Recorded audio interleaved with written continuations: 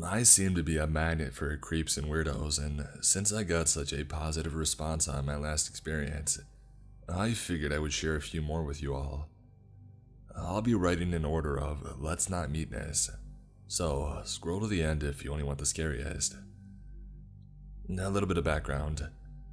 These all took place outside my home at the time, which was on the literal last block of a major city, right across the street from the beach. The building was framed on four sides by the beach, the woods, a construction site, and a few other sleepy houses, as well as a Muni line. Think the subway but above ground. It's the very last stop on the Muni, so unless you catch it at the right time of the day, or at the height of tourist season, the area is basically empty on the sidewalks. The house itself has an initial patio door, which doesn't always fully close if you don't slam it, and then an entry area with a staircase and leading up to a second locked door that leads to the apartment. My first experience. I get home from work one day at about 9 p.m. and immediately get into a small spat with my roommates. After about 30 minutes, I decide to leave and cool off a little bit.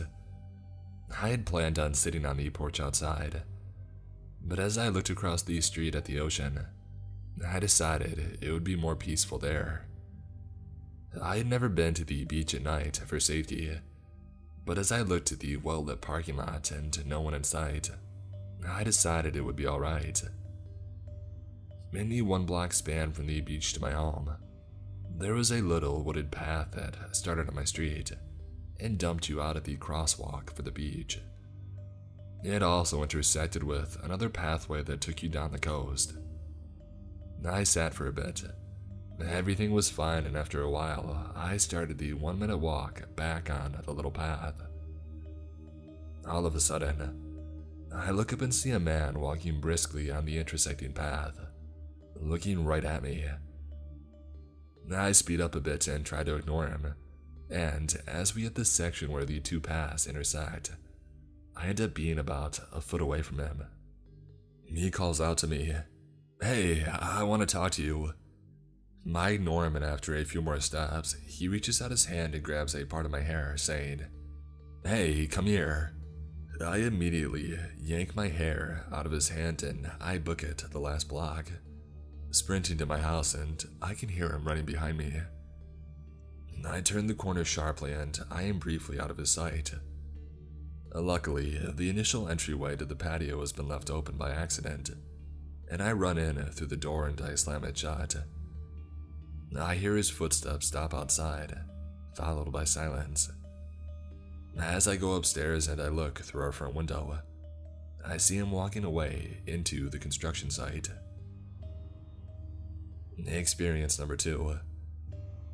I had a friend that lived a couple blocks from where I was, along the same stretch of beach. After hanging out one day, I decided to head back home around sunset. I've walked this way many times and it's just barely light outside still. Only a 5-minute walk, so I figure that I'll be home before dark. As I cross the intersection from their house, I notice a white van parked in the corner that is not usually there, covering a little garden I like to look at on my way back. I can just barely make out 2 people in the front seat. I think odd, okay, whatever, and I pull out my pepper spray. I cross the street, passing the van, and now have my back to it. As soon as my foot hits the pavement, on the other side of the street, I hear the van start up. I turn my head just slightly and I see them, illegally turning onto the street where I am now walking. They creep the van beside me slowly, just behind me but within my peripheral vision. I decide to stop and let them pass. I paused and pretend to be looking at my phone, and I see them stop driving immediately. This was a big nope for me, and I broke into a run, the van following me, to a small vintage motel about 1 building away, that I know has an open entrance courtyard. And so, as I approach it, I turn quickly into the yard, and run up to an archway entry for a unit. I stop at the first few steps, catching my breath, and I open my phone for a camera to use as a sort of mirror to see what the van is doing. They had backed up to the entry of the motel and sat there for a few minutes. And then the one on the passenger side opened the door and started walking towards the motel, his phone flashlight on, and I immediately pulled my own phone back, listening for his footsteps, and readying myself to start banging on the motel door, hoping someone is inside. I wait in silence for a long time, long enough for it to get dark. I finally look out again, and both the man and the van are gone. I call an Uber to take me the last 2 blocks. Sorry, Uber driver. I never saw them again. My third experience. I had a friend over and we went to do a dab. It's a form of smoking weed. It was about 10 p.m. My roommates don't like dabbing in the house because of the smell, so he and I go to his car parked out front. We're in the car having a good time when I notice a person walking down the block, pulling on car door handles. I notify him and we watch as the same person comes up to his car and yanks on the back door. He honks his horn and they back up for a minute, and then walk up to his driver window and knock on the window, making a motion to roll it down. Just as I'm about to tell him, don't, he rolls down the window a bit. The person is clean and normally clothed and asks what day it is, and then what time it is, and to which my friend answers. And then they stand there and stare at us as he tries to usher them away, even offering them money. Without saying anything, they walk away down the block, and once they reach the intersection between the construction site and the woods, they roll their head back up to the sky and just start screaming at the top of their lungs as they back away out of sight. I take this opportunity to dart back inside my house as my friend watches, making sure to close the patio door. A few hours later, one of my roommates comes home very drunk, and as we had figured out later, they failed to make sure the patio door is shut all the way. Morning time comes and I wake up in an empty apartment.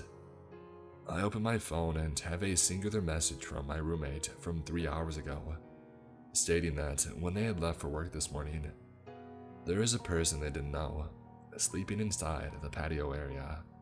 They thought that it was a drunk person who lived in the neighborhood, and they had entered the wrong house by mistake, and evidently did not find it enough of a reason to call me or wake me up. I immediately go to the entry of our apartment, pulling the door open fast. To my surprise, the person who had been talking to us in the car the night before is laying casually across my staircase, fiddling with something. I scream, "Hey!" loudly, and they immediately hop up and run out of my patio door. I run down the stairs after them and open the door. They are standing across the street, just smiling at me and giggling. They then give me a little wave and they run off. I close the door hard and go back up the steps to see what items they had left. Sitting on the steps was a few coins, some weird wire-type objects. Think a bobby pin after you bent it into a straight line, a lighter, and a pocket knife. I never saw them again.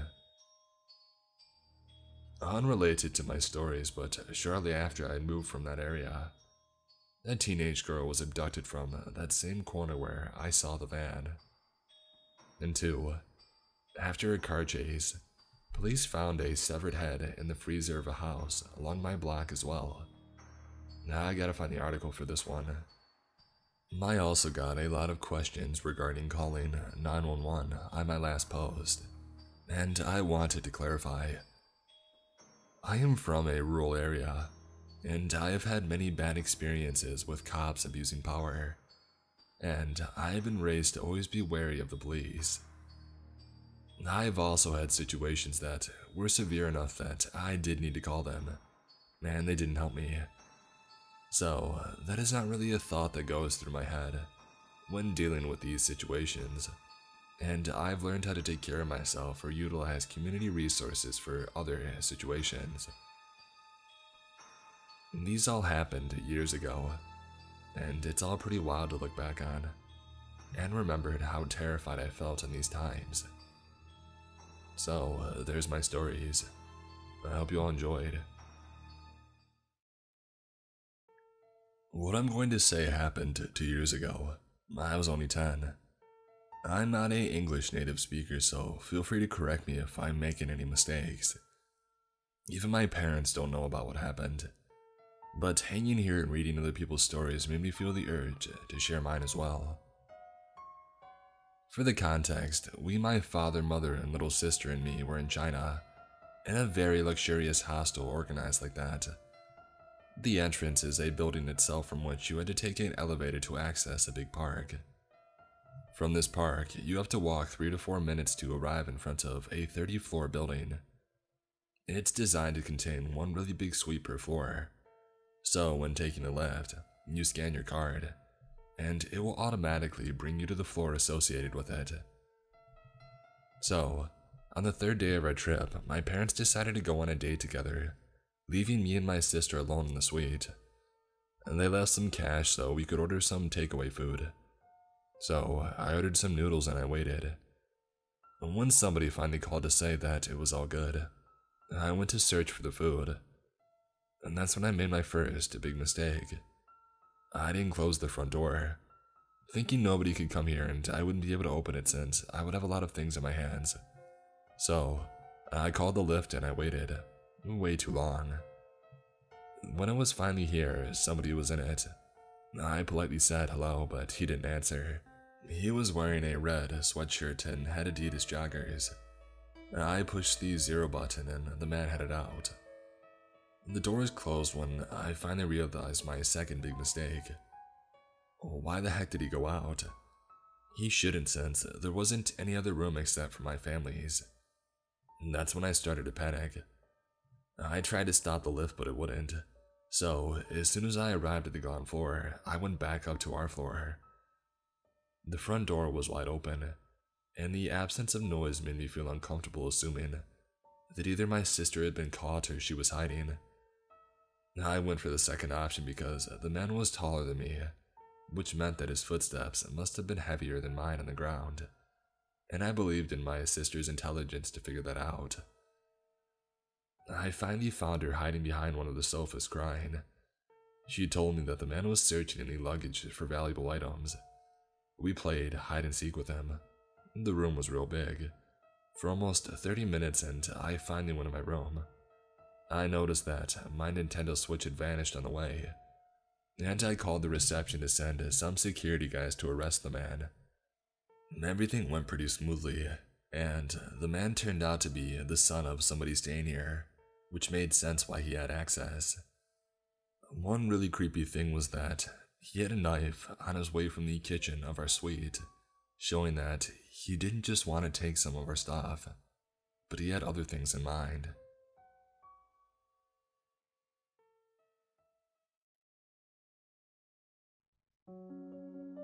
I was a stubborn and precocious teen. At age 15, I had a lot of friends, but I was a bit of a loner, and I enjoyed long walks in nature. Very long walks, sometimes at 10 miles plus. Since I couldn't drive yet, I would often just take off from my house and walk on back roads all day long. This was before smartphones, and I was a 100-pound, very tiny girl, and my parents probably shouldn't have allowed it. But they have always been very relaxed in their parenting. But like I said, I was stubborn. I also had an unhealthy attitude and invulnerability and naivety. On these walks, people would often pull over and ask me if I needed a ride. The vast majority were men. I never said yes. Usually, I would respond politely with, "No thank you, I'm on a walk," and they would leave me alone. Maybe after an "are you sure?" and a concerned look at most. This happened literally hundreds of times without incident. However, there was one time that I got a bit lost while walking. Not severely lost, as I could easily backtrack the 5 or 6 miles home. But I had taken a wrong turn and wandered into a very rural area that I had not expected to be in. Whatever, it was a nice day, so I kept walking. A guy in his early 30s in a bit of a junky car passed by and asked if I needed a ride, as per usual. I politely declined and he drove on. I got creepy vibes, but I didn't think much of it. And then 10 minutes later, he pulled up behind me again. This was a rural road and he must have driven in a very large loop to come up behind me again, miles out of the way. He started slowly, driving alongside me while I walked and asked personal questions. My name, my age, where I lived. I didn't tell the truth. He also repeatedly tried to get me to get into his car. I was very uncomfortable and I just wanted him to go away, but I wasn't afraid to be rude. However, I was not getting in his car. After an excruciating 5 minutes or so of this, another car came and he was forced to drive off again. I was more annoyed than scared at this point. That good old invulnerable attitude. And then like clockwork, 10 minutes later, to my horror, I see the car again. This time, he doesn't drive alongside me, but he parks in a pullout a few feet ahead. I don't know what came over me, but instead of panic, my brain just shut down and I became entirely disassociative. I decided to just ignore him. I walked by the car calmly, continuing my walk. I tried not to look at him, but I stole a glance. He was pointing something at me. It was a gun. And before I had time to react or even think, a motorcycle pulled up behind us and parked. My stalker seemed extremely panicked by this and peeled out as quickly as possible. I must have looked freaked out because the motorcyclist, who looked like a dad type, was concerned. He asked me if I was okay and if I needed a ride. I gave my usual, "No, thank you, I'm on a walk," and he drove off. I was feeling pretty distrusting at that point, and aside from that, I didn't want to climb on a motorcycle with anyone, even though he had saved me from something potentially very bad. Looking back, I owe quite a lot to him. I'm not sure what compelled him to stop, but thank goodness that he did. I then ran the long distance back home, looking over my shoulder the entire way. I never saw the man again. I didn't tell my parents because I was afraid of them restricting my freedom. I still took my long walks, but not again in that area, until a popular nature reserve was open there years later. To start, let me explain myself. I'm 5'7", 113 pounds, and I was 16 at the time of the encounter. I'm a multi-sport athlete. Track, handball, volleyball, basketball, and hockey. And I have insomnia. This all happened around 2 a.m. on August 10th of 2019. I had been over to my best friend's place because she had just returned home from a vacation, and she had birthday presents for me. Hoodies and gummies if you're curious. I had spent almost an hour there already, and wanted to head back home soon because honestly, my town is scary at night. And drug dealers and a lot of really bad people. You know the deal. So I waved goodbye to my best friend and started walking down her street. I guess a party had just lit up because behind me at the end of the road, about 20 or 30 yards from where I was standing, there were a couple of men walking across the crosswalk. They were both pretty tall. I'm guessing between 5'11" and 6'3". The two seemed harmless at first when I looked in their direction, but soon they came to a stop. They were both looking at me. At this point I felt uncomfortable, so I just kept walking, and that's when I overheard what one of them had said. "Hey, that's a girl." At this, I whipped my head around. They were starting to walk in my direction now, and one of the two men had moved over towards the sidewalk where there was no light. I knew at this point that something wasn't right, and I began to pick up my pace. They were still getting closer. I didn't know where the second guy was, but when I looked back, the first guy was still following me down the middle of the road. I think that they were planning to cut me off and try to trap me between the two of them. The minute I was about 13 yards from the T intersection, I started to run, and that's when the yelling had started. Oh great, now she's running. My hooked a sharp right and then a left. I could still hear them behind me, and at this point all I knew was that I could not stop moving. I had to lose them somehow. I was coming up to an apartment building with a small parking lot behind it. There were no lights. I made the split-second decision to veer off into the parking lot, and I squeezed myself under one of the cars. I don't know how long that I waited there. It could have been a minute, but it felt like a lifetime. I watched the two men run past.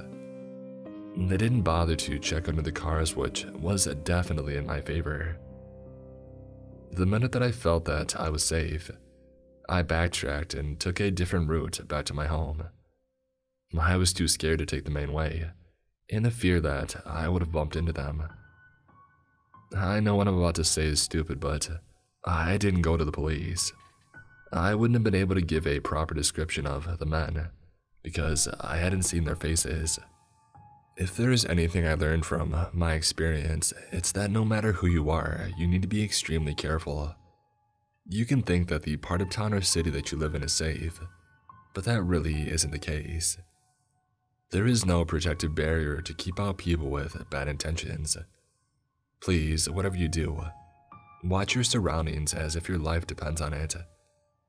If I had been listening to my music and not paying attention, I hate to think what could have happened to me. I hope that no one else has to experience the fear that I did. It was almost like prey being chased by predators.